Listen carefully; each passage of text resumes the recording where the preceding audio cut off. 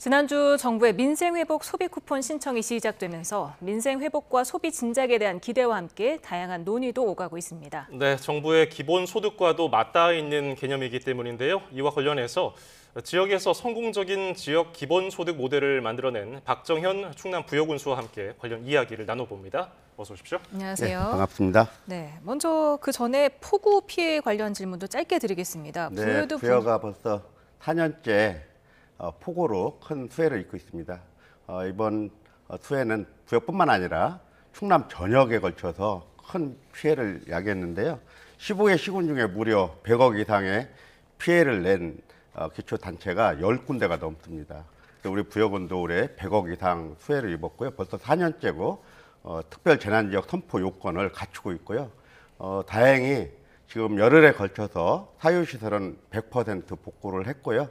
공공시설만 지금 한 85% 정도 수준으로 지금 복구를 하고 있습니다.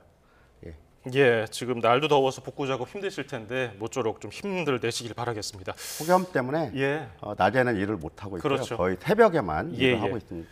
그리고 민생회복 소비 쿠폰 관련해서 부여군에서 이미 그 기본 소득 정책을 제도화해서 이어오고 있다고 들었거든요. 어떤 건지 좀 설명해 주시죠. 우리나라에서 기본소득과 관련된 개념들이 이야기되기 시작한 거는 2000년 초반부터 이렇게 이야기가 됐고요. 제가 2018년 선거 때 민선 7기 군수로 재임을 시작을 했죠. 그때 이제 바로 부여군에서 농민수당을 처음으로 도입을 했습니다. 그러면서 지금은 충남 전역으로 확산이 됐는데요.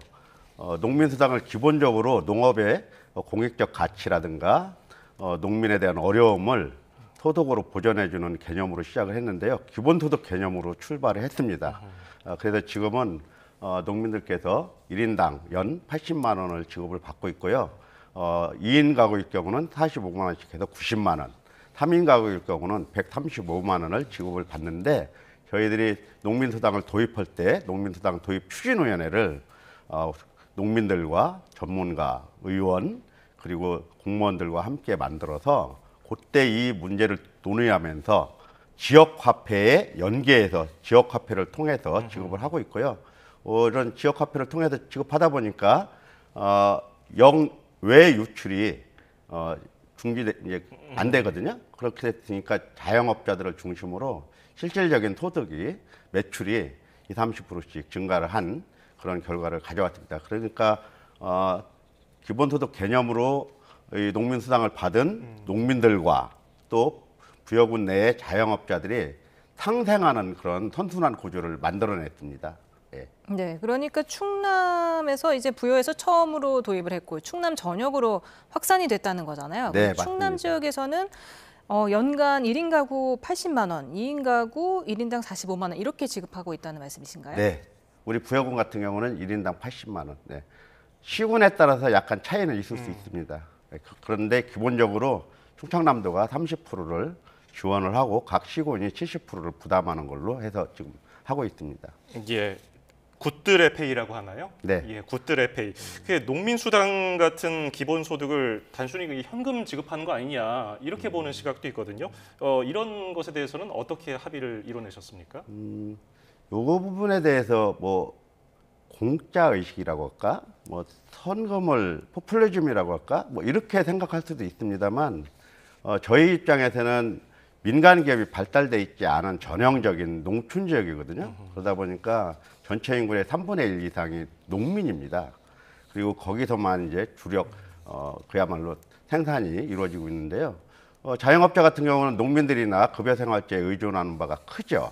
그런데 상대적으로 부여가 관광도시긴 하지만 외지에서 들어와서 부여에 있는 분들, 자영업자들이 활성화되지 않는 한 굉장히 어려운 이제 구조예요. 그러다 보니까 농업의 가치, 공익성 이런 것들도 이런 걸 통해서 농민들에게 힘을 주면서 동시에 우리 지역의 자영업을 살릴 수 있는 방안을 저희들이 이제 고민을 했고요. 그래서 현금 지급을 한 게 아니라 굿드레 페이라는 부여의 지역 화폐에다가 지급을 함으로써 여외로 나가지 않고 영내에서 소비가 진작될 수 있는 구조를 만들어낸 거죠. 그래서 실제로 코로나 시절에도 경기가 굉장히 좋지 안 좋았지 않았습니까? 그때도 부여는 25% 정도의 자영업 매출이 신장됐었습니다. 예. 네, 농민수당이 이제 기본소득 개념과 맞닿아 있지 않습니까? 근데 네네. 기본소득이라는 게 가장 큰 걸림돌이 바로 재정의 한계 아니겠습니까? 아무래도 이제 저희 같은 경우는 재정이 취약합니다. 실제로 우리 부여군 같은 경우도 지방세, 그러니까 세수입이 많아야 되는데 세수입이 약하다 보니까 우리가 1년에 1조 정도 쓰고 있거든요.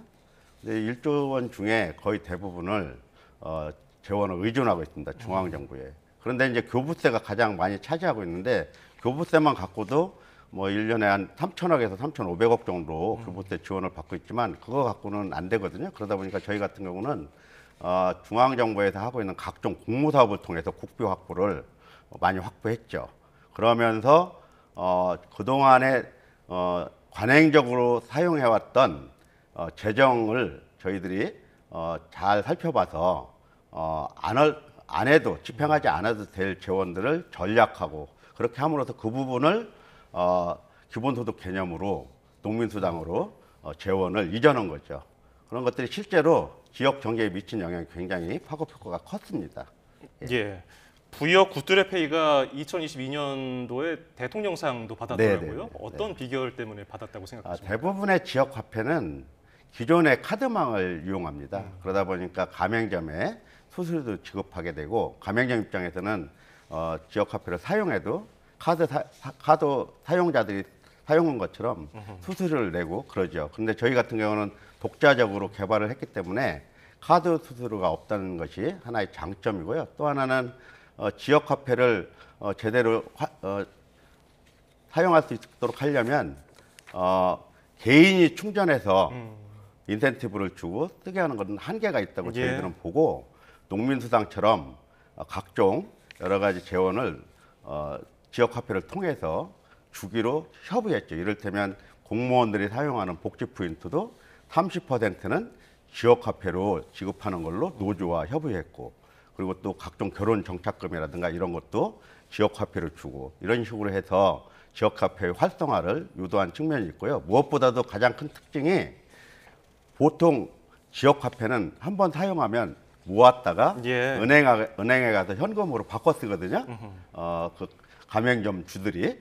그런데 저희는 가맹점 주도 똑같이 소비자처럼 지역 화폐 사용자처럼 다른 가게에 가서 쓸 수 있도록 그렇게 만들었습니다. 그래서 실제로 저희들이 5년간 5천억이 넘는 지역 화폐를 발행을 했습니다. 그중에 정책 발행이 한 10%가 좀 넘고요. 그런데 그중에서 다시 재사용된 지역 화폐가 선순환 구조로 재사용된 지역 화폐가 11%가 넘습니다. 예. 590억이 재사용됐습니다. 그렇게 함으로써 지역 화폐의 순환적 화폐 기능을 담당하게 했죠.